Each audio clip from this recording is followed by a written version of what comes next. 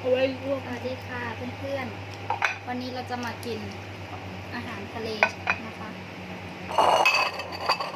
น้ำจิ้ม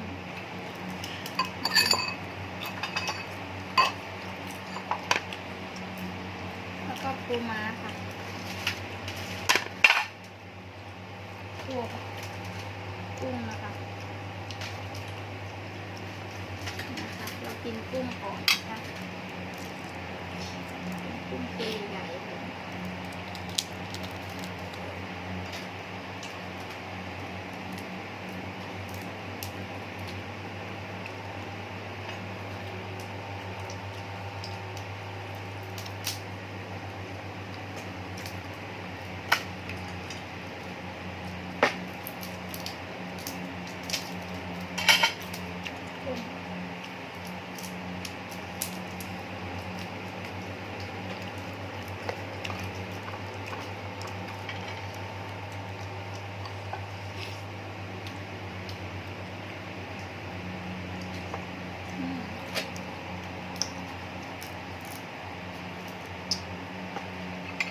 หวานมากค่ะ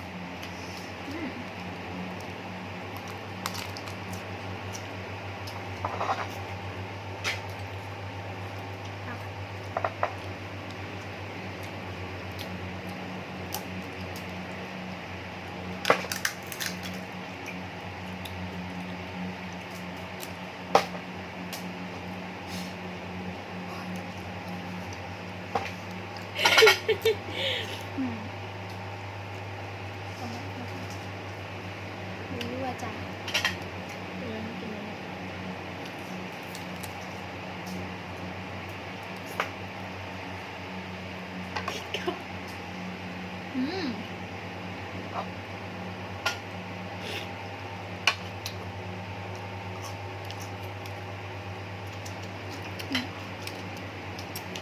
กรอบมากค่ะเราจะมากินปูม้าโชว์ตัวจะได้ลาท่านผู้ชมไปนะคะหิวข้าวไม่ได้กินข้าวทั้งวันเลยวันนี้ อ้าวเหรอ จะ ที่ไปนั่นนะปูก็เหมือนกันไม่ได้กินตื่นมาก็กินไข่สองฟองกับตำนมปูปลาร้า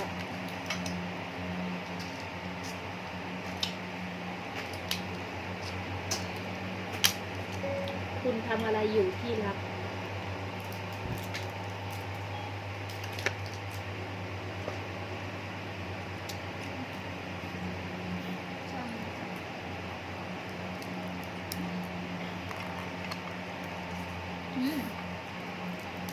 อุ๊ย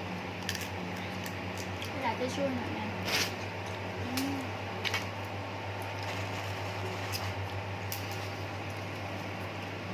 พี่ซีกินปูม้าขมไหม เรื่อย ใช่ ไม่หวาน ปูม้าไม่ ๆจะได้เงิน ก็กินต้องกินกบมันเป็น ใช่ซื้อตัวเป็นๆมาแล้วก็ให้เขาลวกให้เลยอ่ะ นี่หมึกย่างนะคะ เนี่ยกินเนี่ยไอตี้เนี่ยกินของบ้านเราเนี่ยซุปเผ็ดเพืองอร่อยจะตายนะนานๆได้กินนะมึง